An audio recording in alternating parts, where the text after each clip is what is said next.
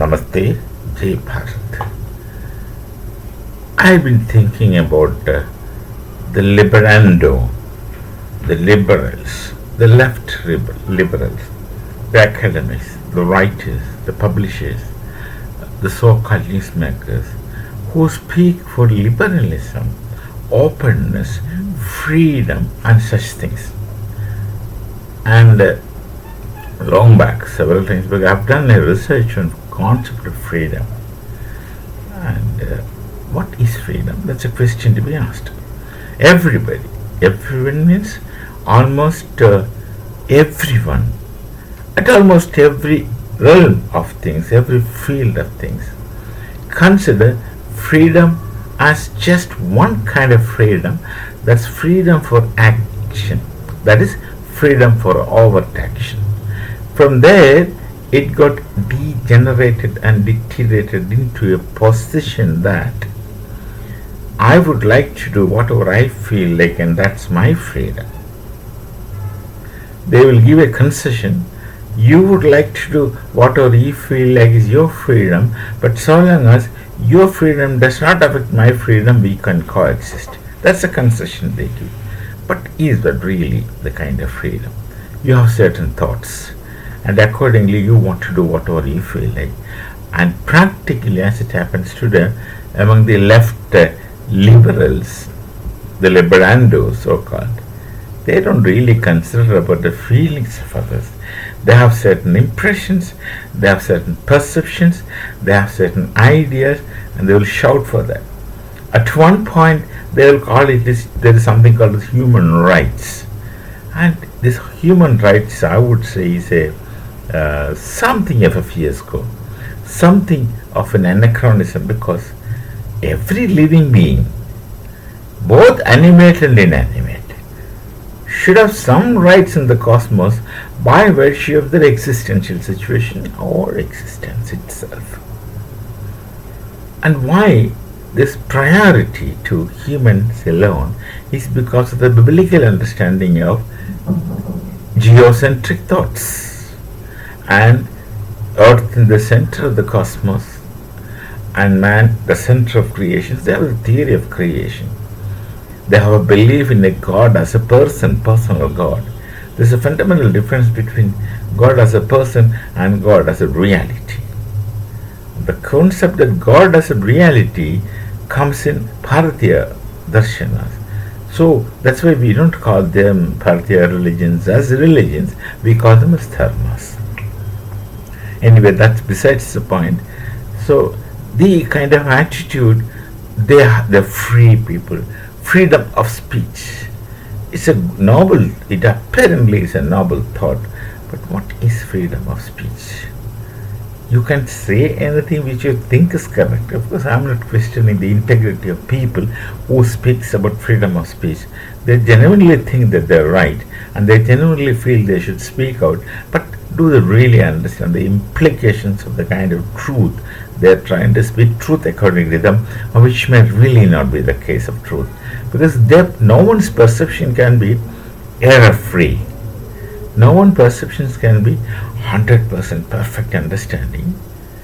Given human errors, given contextual impurities, and given contextual limitations, you cannot claim to have an understanding complete, and you cannot make statements on a kind of understanding which is generated by you yourselves. So, it's in academia. That's very strange. Very good friends of me, very close friends, very good friends, very genuine people have such spurious ideas. Very genuine people, personally, very good friends. We studied together, many of them have studied with us, and then went abroad, and quite a few have gone and did their doctorates and research in Cambridge, Oxford. Some people they've gone abroad for higher studies. But even those things have increased their such misunderstandings. Why these people have lost their wider perspectives, I am unable to understand. very genuine people, absolutely no doubt about their personal integrity, very honest and who would really want to understand. They really believe that they love the world. They really believe that they love human beings. But then, that love is actually one-sided. That's what I've seen.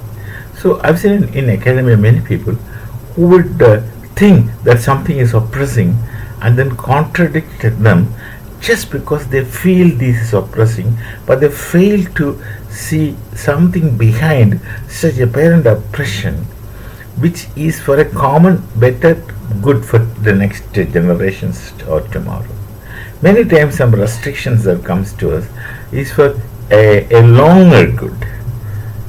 A longer good. Many regimes, governments and governance would impose restrictions for a longer coexistence of peace and good. And our academic people, I don't know why they fail to see what is beyond their noses. Most people have seen the reactions are about immediate circumstances and immediate things that's happening around, very short-sighted many times. And at times these people get very emotional, unnecessary emotional things. I've seen many of this liberando emotionally bankrupt. They just get into emotions. They don't have that concept of. They don't have the attitude of equanimity. And before concluding, I would just talk about the Greek concept. One of the Greek concepts of virtue is temperance. Temperance is something very close to divine balance. To remain balanced, you remain balanced. I just simply call this divine balance because that's hardly found among humans. That's a quality of neither getting excited for whatever, nor getting depressed for whatever.